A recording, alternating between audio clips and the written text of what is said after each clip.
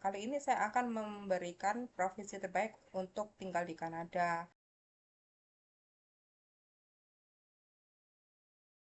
Kanada itu kan welcome permanent resident 39.000 tahun 2024. Kemudian turun 10% ya, 3.105. Kemudian ini new student ya, maaf, new student yang butuh student permit. Yang temporary workers dia butuh 367, dia turun 16%.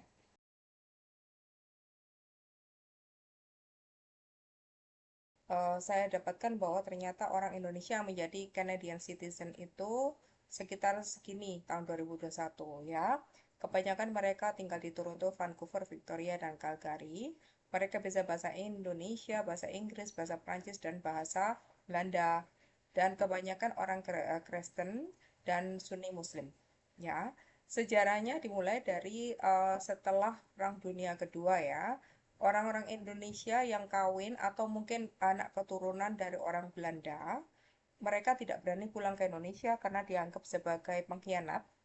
Nah, akhirnya mereka dari Belanda sendiri, dari Nederland, mereka migrasi ke Kanada. Jadi sudah lama gitu. Dipercaya ada sekitar 3.000 orang yang tinggal di daerah Ontario. Mereka masih bagus bahasa Belandanya, masih lancar. Mereka juga bisa berbahasa Indonesia, terutama untuk inilah bahasa sehari-hari untuk perdagangan. Kemudian ada keturunan Cina Indonesia, Cindo, yang mulai ke Kanada sekitar tahun 60 sampai 70. Nah, mereka itu sekitar 80% dari populasi orang Indonesia yang berada di Kanada ternyata. Ya, jadi mereka nih saya sendiri kenal dengan salah satu dokter itu masih bisa bahasa Mandarin. Jadi beliau asalnya dari Jakarta, sudah lama ke Kanada, punya rumah di Jakarta, di Singapura, di Hong Kong, sama Australia gitu ya. Jadi beliau masih pintar bahasa Cina gitu. Kemudian ketika tahun 98 ya, bulan Mei 1998 itu kan ceritanya Pak Harto mau turun ya. Waktu itu kan lagi rame ya, orang Cina itu dimusuhi oleh orang Indonesia, banyak yang lari ke Kanada. Gitu. Nah, kemudian dari segi agama, karena kebanyakan mereka non-Muslim ya, Cindo, maka kebanyakan orang Kristen, walaupun Indonesia sendiri adalah negara yang paling besar penduduknya mayoritas beragama Islam, tapi yang pindah ke Kanada kebanyakan orang non-Muslim dari Kristen. Tuh. Kemudian ini juga yang ada yang menarik sekalian.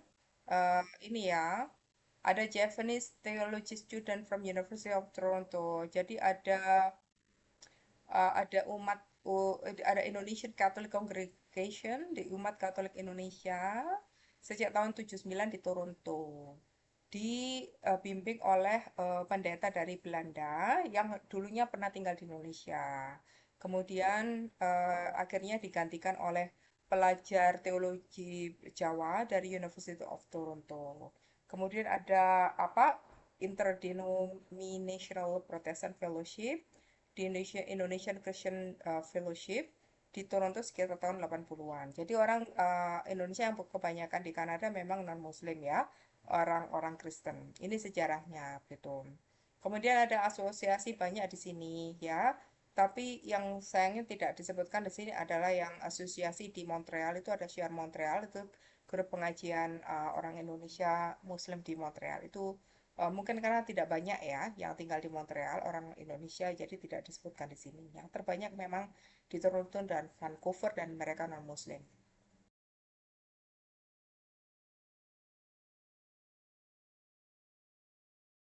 Jadi yang paling banyak di mana? Yang paling banyak itu di Toronto 5.135, dari Provinsi Ontario yang paling banyak 7.145. Kemudian British Columbia itu 5.215.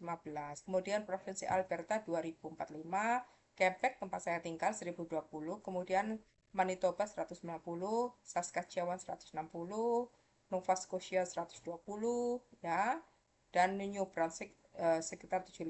Kemudian yang kecil-kecil ini Newfoundland and Labrador cuma 10 orang. Kalau Anda lihat di video saya sebelumnya, Newfoundland and Labrador kan punya Provincial Nominee Program ya. Anda bisa apply di sana dan ketemu 10 orang Indonesia. Jadi kan bertambah orang Indonesia di sana. Gitu. Dan ini dari segi apa namanya provinsi ya. Kalau dari British Columbia sendiri yang paling banyak tinggal di Vancouver sekitar 4.515 orang. Ini Victoria 165, outside of CMA ini 120 dan seterusnya ya. Kemudian kalau Ontario kebanyakan di Toronto 5.135 orang, kemudian di Ottawa 525, di London 270, Kitchener, Cambridge, Waterloo 200 dan sebagainya. Ini Hamilton 195 ya.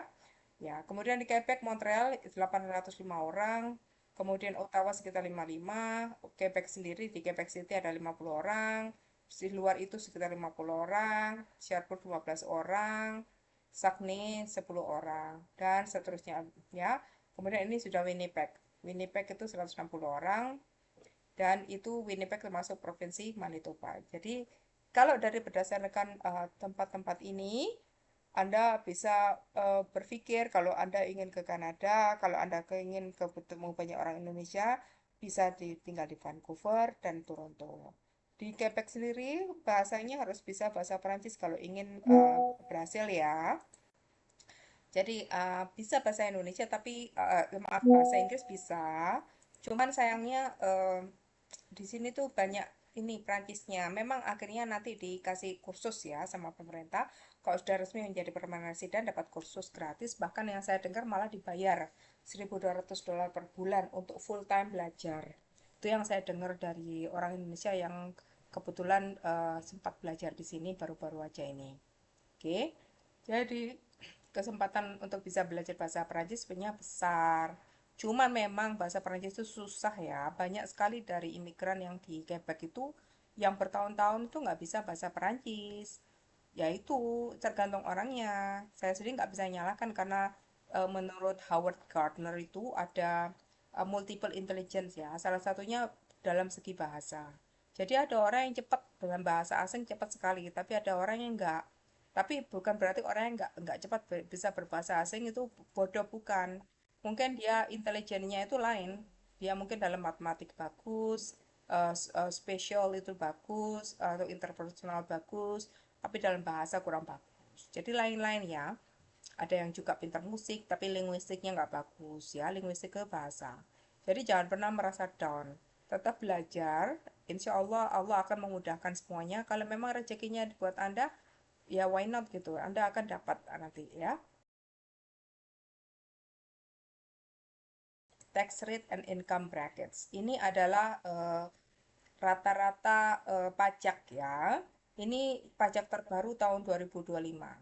Federal itu tingkat Kanada. Jadi di Kanada itu kalau kita belanja atau urus apa-apa itu kita bayar pajaknya dua kali. Jadi pajak di Kanada dan pajak ke provinsi. Nah, di Kanada sendiri kalau Anda punya income sampai maksimum 57.375 itu Anda dikenai pajak 15%. Ini income tax ya, bukan untuk kita belanja lain lagi ya.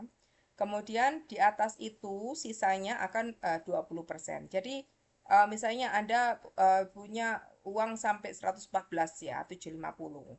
Yang kena 15% itu cuma 57. Sisanya baru kena 20% gitu. Sama dengan ini. Ini ya, orang kalau Anda punya maksimum dapat segini 177.000 dolar, ya, yang kena 15% 57.000 pertama. Setelah itu sisanya 20 sampai 114. Kemudian sisanya itu 114 sampai 177 itu kena 26%. Jadi bukan berarti kalau Anda dapat 177 kena 26% semua, bukan begitu caranya. Ini ada videonya, tapi nanti terlalu panjang untuk saya bahas, jadi saya jelaskan aja ya. Sedangkan ini juga misalnya, atau yang ini, ya, yang lebih dari 253. Yang lebih dari 253 baru kena 33%.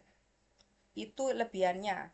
Tapi yang kena itu bertahap, 15% pertama itu untuk 57.000. Kemudian 57 sampai sekian itu kena 20%. Sekian sampai sekian kena 26%. Sekian sampai sekian kena 29%. Dan sisanya baru 33%. Itu caranya ya. Dan ini juga dilihat dari inflasi ya, kalau diklik itu ada inflasinya. Jadi kalau Anda ingin tahu inflasi di Kanada di 2025 itu 2,7%. 2024 4,7%. 6,3 itu sorry 223 6,3% dan 2022 2,4%.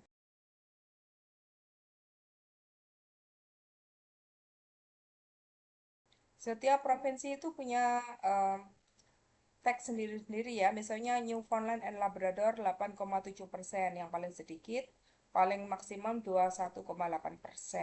Itu lihat nilainya juga. Oke, jadi ini minimum wage-nya di Alberta itu $15, British Columbia 17,85, Manitoba 15,80, ada yang $16 sejak 1 Oktober 2025, New Brunswick 15,65, Newfoundland and Labrador $16, Northwest Territory 16,70, Nova Scotia 15,70, tapi naik menjadi 16,50 sejak 1 Oktober nanti. Kemudian Nunavut 19, Ontario 17,20 naik menjadi 17,60 nanti 1 Oktober. Prince Edward Island 16, tapi nanti naik 1 Oktober 16,50. Quebec 16,10, Saskatchewan 15, dan Yukon 17,94. Oke.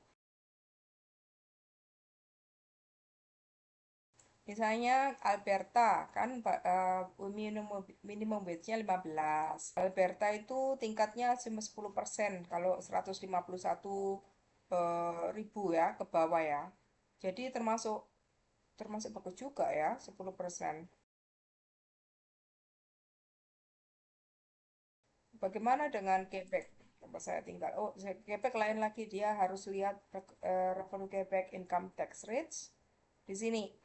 Jadi 14% kalau 53.000 ke bawah, kemudian 53 sampai 106 19%, kemudian 24% 106 sampai 129.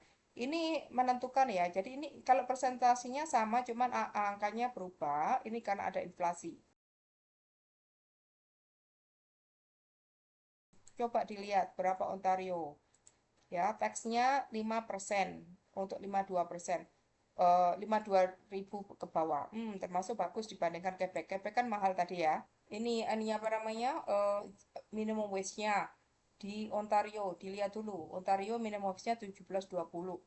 Terus Anda cari kerjaan yang di atas itu kan? Itu ini rate-nya 2025 belum ini. Maksimum annual 65.700, rate-nya 16,4%. Ya. Jadi bisa dilihat dari sini. Kemudian kalau ini kan federal ya. Kalau Quebec lain lagi. Quebec saya tinggal di Quebec lain lagi. Ini rate-nya 1,31.